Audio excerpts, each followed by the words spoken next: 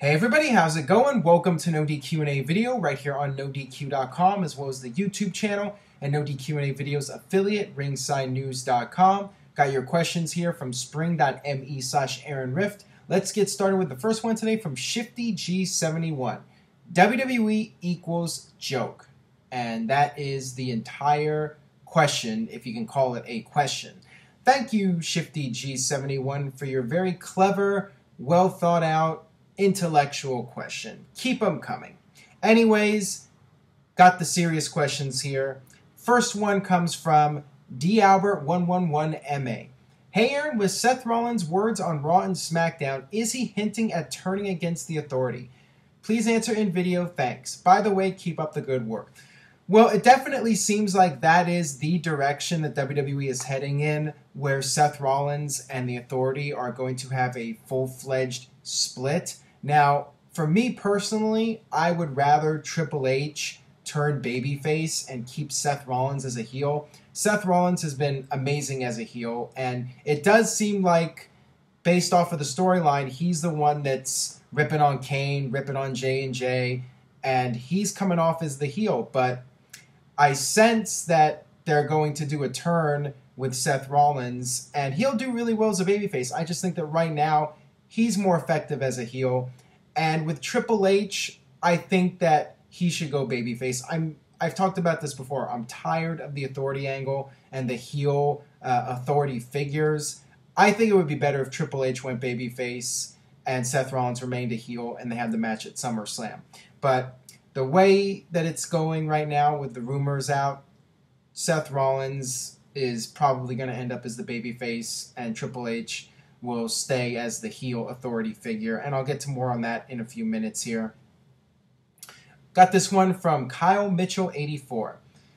Hey Aaron, with a potential Rollins Triple H feud in the works, do you see this as the beginning of the end for the Authority? Or do you see them carrying on the faction into the fall and beyond? Also, what are your thoughts on Triple H as champion again? Well, as far as the Authority goes, at the rate we're going, I have a feeling it's going to last forever. I think the Authority is going to never die. They're always going to be around. There's always going to be this heel faction in some form, whether it's Triple H and Stephanie or Triple H and Stephanie's children down the line. I see this storyline in some capacity continuing on for years and years to come, unfortunately. I'm so tired of it. I think there needs to be a significant change in that regard. But I'm wondering, what's going to last longer, the Authority or TNA? Everyone thinks the Authority is going to end. Everyone thinks TNA is going to die. And they just keep going and going and going. So we can all place our bets. Which will last longer, the Authority or TNA Wrestling? Anyways, regarding Triple H becoming champion again, I suppose when the day comes that he is going to be 100% retired, if there's ever such a thing, at that point, you can make an argument for him having one last run as champion. And if anybody in the company is going to do it, it's going to be the son of Vince McMahon, son-in-law of Vince McMahon, the guy who is in the family, Triple H, getting that story where he gets to become champion one last time and is able to go out on top. Triple H is the guy. If it's going to happen to anybody, he's the one that it would happen to. So I can see him becoming champion again. I don't think it's necessary, and I certainly would not do it unless it was the very tail end of his career. And I don't know if he's ever going to truly retire. I think Triple H is one of those guys that will continue to wrestle every now and then for as long as possible if there is a big-time storyline and there's a good reason to do it. I could see him wrestling for another 10 years at least, and he might be like Ric Flair where he'll come back. He'll wrestle again in his 60s for a special attraction match. I could see that happening with Triple H, just like Vince was doing matches into his 60s. I could see Triple H doing the same thing. Being champion again, I don't know about that. I just don't know. All right, moving on here. Got this question from Brock Lesnar Guy. Hey Aaron, how's it going? This has been on my mind for a while. Let's say Brock Lesnar doesn't face Stone Cold at WrestleMania. Who would you like to see Hulk Hogan versus Stone Cold at WrestleMania? If so, who do you think would take the fall in that match?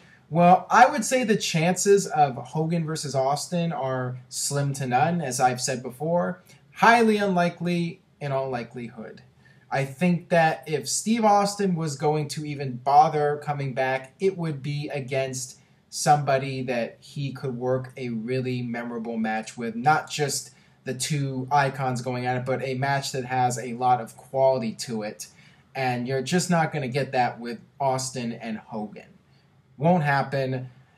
Hulk Hogan getting back in the ring is still a big question mark at this point. And Steve Austin, he could probably do it if he wanted to, but it's going to take a lot for him to come back for one more match. And he has never shown that much interest, if any interest, in wrestling Hulk Hogan. So I would say 99.9% chance it doesn't happen. If he's going to come back, he's going to come back to face somebody like Brock Lesnar or a top-tier guy like a John Cena, not Hulk Hogan. I think that match, if it was going to happen, it would have happened 15 years ago or 13 years ago, whenever Hogan came back for that run and they had the NWO. It would have happened then. It didn't happen then. I think the door has closed on that match. But let's just say, for argument's sake, that it did happen. I think you would have to go with Austin. I mean, if it was going to be in Texas, I would definitely go with Austin to win. And regardless, I think Austin should win. But that's just my opinion on it. I don't know what kind of match Hulk Hogan can work. So, it's really hard to say. I mean, I think I'd go with Austin, but depending on the city, I mean, maybe if it was Chicago or Toronto, maybe you could make an argument for Hogan. I don't know. All right, got this one here from Aaron Rift Guy. What I want to know is, where is Noah Donish Guy? Does a guy even exist like that, Noah Donish Guy? Hey, Aaron, thought I'd ask you your top 3 Money in the Bank cash-ins. Well, this one's easy for me. The first Edge cash-in, 2006 New Year's resolution or revolution, whatever it was called. That was the big angle to launch Edge's career as a main eventer, and that really established Money in the Bank and the whole concept of it, that it could happen at any time. And, it's something that's still going on to this day, and that was the very first one. I would also mention the second Money in the Bank cash-in, even though it wasn't the traditional surprise cash-in. It was RVD cashing it in at One Night Stand, and just that circumstance where he cashes it in at the ECW pay-per-view, and you had that match between him and Cena with one of the most amazing crowd atmospheres ever. That's my easy number 2. And this isn't really particular order. I would say all 3 of these are pretty equal. My third one would be from this year, Seth Rollins cashing in at WrestleMania 31. Maybe it's a little bit of bias because I was there, but the crowd just went absolutely nuts for it, and it was at WrestleMania the first time the Money in the Bank was ever cashed in at WrestleMania, and very memorable way to end the show. So I would go with those as my top 3. All right, this one comes from Will Hardy 117. Instead of the Wyatt family reuniting, do you believe that Bray Wyatt would turn face and then feud with Eric Rowan and Luke Harper? Well, that is certainly a possibility, but that should have been done months ago. They should have done a storyline. If they were going to break up the Wyatt family, they should have done some kind of storyline. Not just have them randomly split apart and not do anything. You just missed out on an opportunity to do a storyline.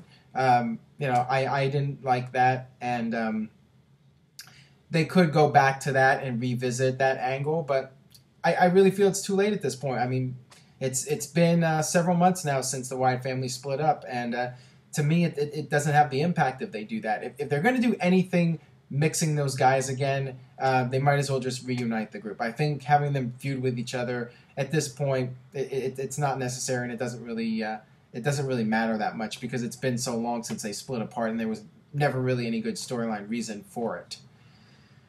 All right, got this question here from Simon Linder. Aaron, should Neville feud with Sheamus at the moment instead of Orton? After all, it came down to Neville and Sheamus at Money in the Bank. It could elevate Neville as a character because he's in a solid feud, but it would also make Sheamus look better in the ring. Well, I think it's very likely that we will see more Neville versus Sheamus matches, and knowing how WWE operates, we'll probably see that match about half a dozen times in the next 2 to 3 months. Would not surprise me at all, and I could see them trading wins. I'm sure Neville will beat Sheamus a few times because that's what always happens with the Money in the Bank winner. He always does jobs before he cashes it in.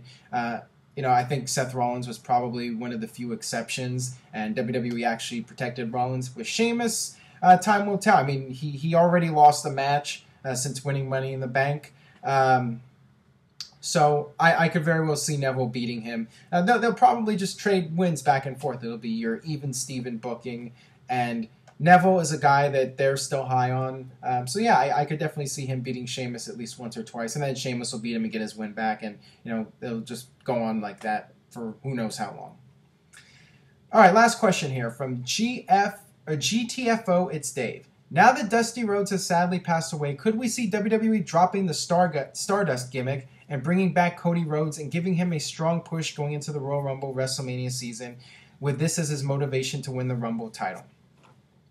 Well, honestly, I don't want to see a repeat of the Rey Mysterio storyline. I don't want to see Cody Rhodes getting this super monster push because of a tragedy. Same thing with Eddie Guerrero and Rey Mysterio. To me, it was in bad taste, in my opinion, and it just didn't feel right for Rey Mysterio to be pushed to the top because somebody passed away.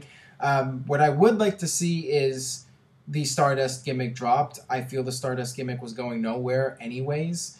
I'd like to see Cody get a decent push. Just don't shove it down people's throats. Let Cody be himself and see what happens with it. And if he takes off and people are into him and he does really well and he moves up the card and the fans cheer more and more for him, then maybe you could do something with him and put him into the main event mix. But just don't do a storyline because Dusty Rhodes passed away, and we can do this storyline where he wins the title and all that, and a repeat of Rey Mysterio. I don't think WWE should force it down people's throats.